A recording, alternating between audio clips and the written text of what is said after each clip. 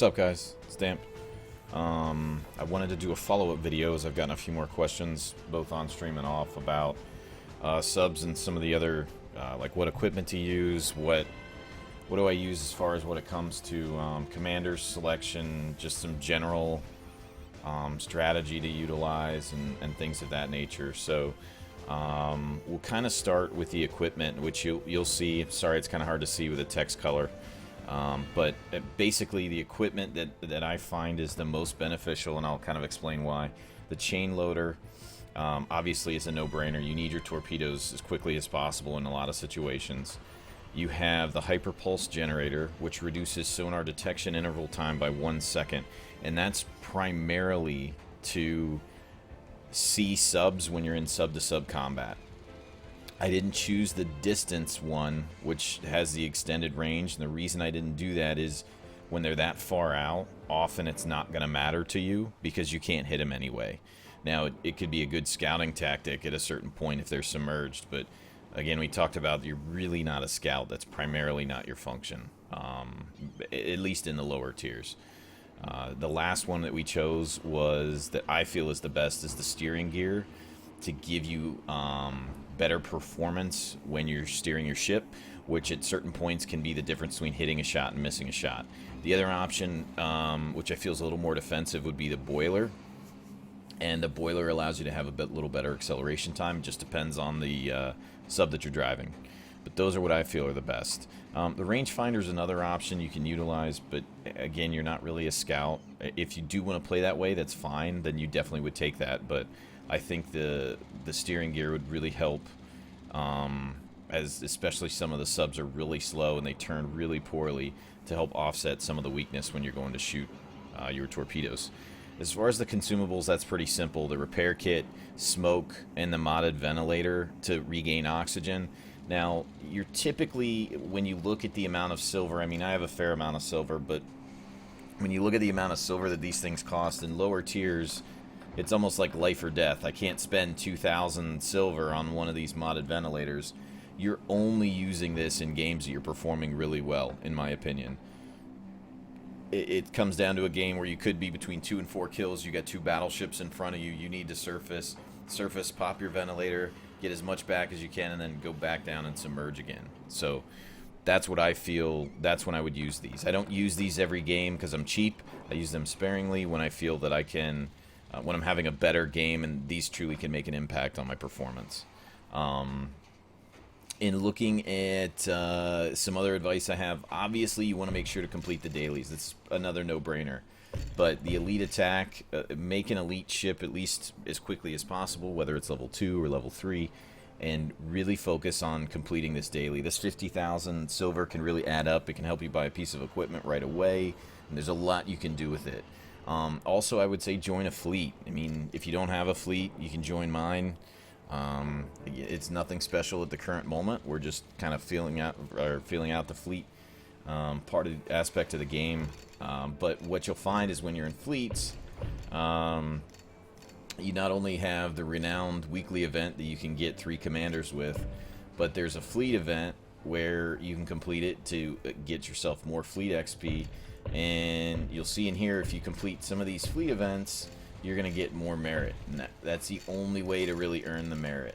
So that's something I feel that would definitely help you earn more XP for sure. Looking at some of the other things, most of these are just silver multipliers, but take a look at the event the first time you log in for the day. That's something that will definitely help you, really help you make an impact on how many commanders you can get, or maybe some silver. So obviously look at those. Those are pretty much a no-brainer. Another thing that can happen is in your gifts every single day, if you look at these rankings here, if you end up in like a top category, like it's showing unranked because I haven't done anything today, but you can go through like 30 pages and kind of look. That's the top 500. But if you look at the ranking info, if you're in the top 3,000 in kills, you're guaranteed to get 1,000 global XP.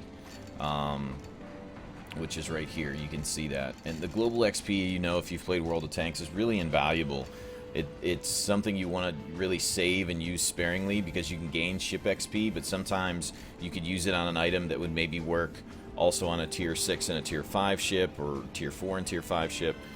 There's many things you can use this for, obviously, but it's really invaluable. You can use it on any ship. That's why they call it global XP. But if you finish in the top 3,000, that's something you can also help yourself with. And then there's a weekly one as well, and a monthly one that comes out, and you can see the awards on the right. This kind of explains the ranking rules and everything, but the weekly one, like I'm currently not as high because I just started with the kill count, but because I just played yesterday for the first time. But if you kind of look, you can look at fleet rankings. There's all kinds of rankings. There's awards for all this stuff. I ended up finishing in the top, I think, like 600 last week, and I got some gold consumables, and I think 3,000 or 4,000 global XP that was given to me. But they'll show up here daily. That's pretty cool. That's something I think that's really sweet about their system they have, is that they reward you, weekly and monthly for as much time as you're putting in, and even daily. If you have some really good games and you pair them together, you're having a good day, you're going to get rewarded for it. So that's something to focus on. I hope I didn't make you guys kill horse. Moving on, unlock the commanders as soon as possible. We've talked about this in the last video, but really making sure that as soon as that merit comes up, unlock the commander. There's no benefit to saving it currently. Unlock that commander and get them leveled because they need the XP. Next thing we'll really go into is just kind of talking about tactics. So for a submarine, so regardless of what level you are, won't really matter, a couple general tips that I have. So one thing I see that happens is I see that people submerge far too early. Use this smoke, and really, let's say you're starting off and you have this island here, and you see this channel here, and you got another island to the left. You're either going left over here, or you're going right over here. There is no reason to go down that channel. That'll be Torpedo Alley. You will get wrecked. There will be cruisers and destroyers that are going to come through here real fast, just dropping a bunch of torpedoes, not even looking, just sending it down the channel, knowing that some dumbass is going to come down the middle and run into them for them, giving him an easy kill. You want to stay behind the islands and hug the island as close as possible. Use your smoke when you get out into the open, and then at the very last minute, hold on to your oxygen because it's your most valuable resource. Then submerge. Okay? If you go to the right, let's say you went to the right over here, and you went over here, and you saw cruisers and destroyers, a group of maybe 3 or 4. If you're in the front, you better turn around, unless you just feel like dying today.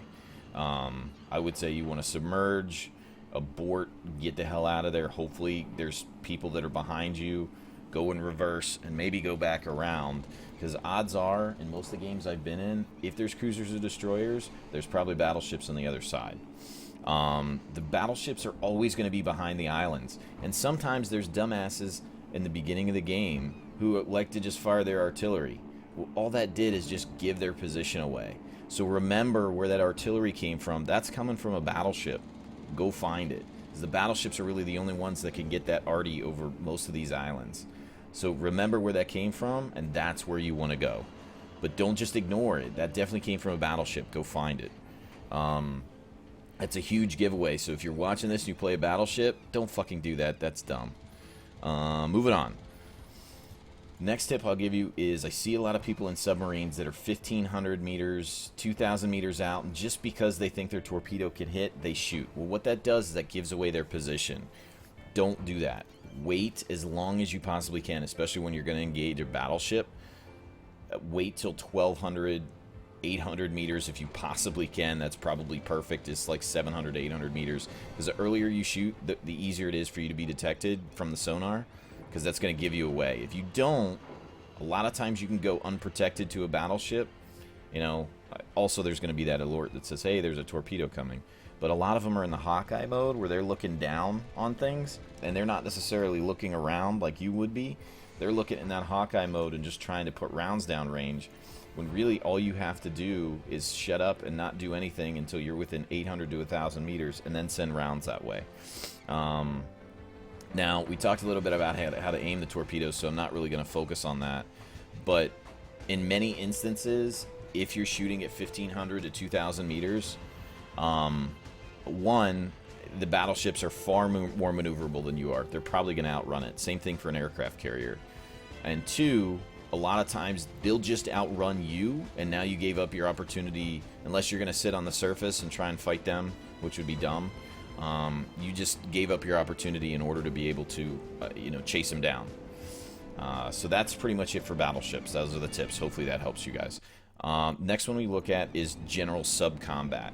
So there aren't really a ton of tips that I can get into that are a little more advanced, but something I've found over the last week that's really helpful is it's easy to kill subs if you're behind them, especially if you're in a Japanese ship that reloads extremely quickly.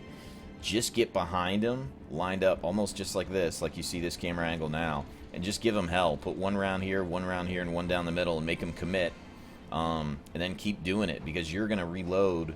Odds are, if they're a lower tier sub, like these 2s and 3s that are American, no rear torps.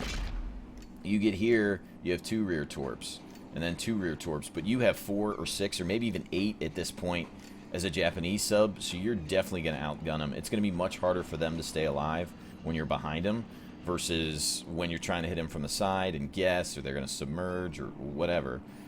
If you're going from behind, you have a huge advantage in sub-to-sub combat. Even though it's a smaller target to hit, make them commit to a side, and once they do, make them pay for it. Okay, so another thing I got a lot of questions about is, like, how do you handle a destroyer?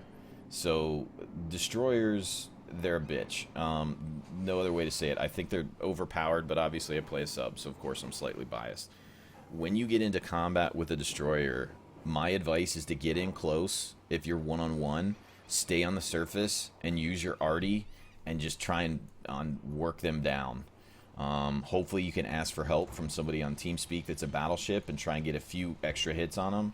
But your best bet that I have found is staying within 200 to 400 meters side to side and just shooting at them. And if they make a mistake and an opportunity where you can throw some torpedoes, great. But odds are they're going to outmaneuver them unless you're within 600 to 800 meters. So my advice is just to wail away on your arty. They're going to have 900 to 1,000 health. Give them hell. If you can take out their chimney, which probably the best picture is these here. If you can hit this spot, you usually will cause them to come to a stop or slow them down to the point that you can put torpedoes on them. You really just want to get close and just hit arty as often as you can and try and bring them down, because they're going to have a tough time hitting you as close as you are with their setup, but yours is designed to do that. When let's say you have a one that's giving you hell, and he's chasing you down, you're submerged, and he's coming to drop a depth charge. The best thing to do if they're really fast, they're coming in fast and you're not, is hit the brakes and turn to the side, and hopefully they'll go right by you. That may open up an opportunity for you to use your torpedoes. Depending on the sonar they have, that could be good or bad. But the best thing to do is trying to fishtail out to the side at the very last minute when they drop their depth charges to try and protect at least as most of your ship as possible. If they're right over the top of you, you're pretty much fucked. But at least if you can turn to the side, you have a fighting chance they'll only do half damage, or maybe not even that, or they may miss completely. It is kind of hard to hit with a depth charge right now. But realistically, they could sit over you and just hit the brakes or go in reverse. And I mean, it's going to be really hard for you to fight them if you're submerged. You really want to get on the surface. They'll still hit you with depth charges, but try and be within that 200 to 400 meter range. Really, guys, that's pretty much it. That should sum up everything I've got. Sorry the video lasted so long, but there was a lot I wanted to bring up. I hope it was helpful. Please let me know in the comments if there's anything else you want to see, or there's any other tips you'd give, or something you agree or disagree with. I'm cool with that. And if you decide you want to join the fleet, this is the fleet. It's under Damp and Friends. We're happy to give some advice. Most of us, at least the guys that are in the officers, we typically average between top 500 to top 1,000 every single day. So give us a shout if you feel like you want to join and you just want to hang out or whatever, and check me out on Twitch. Thanks for watching. See ya.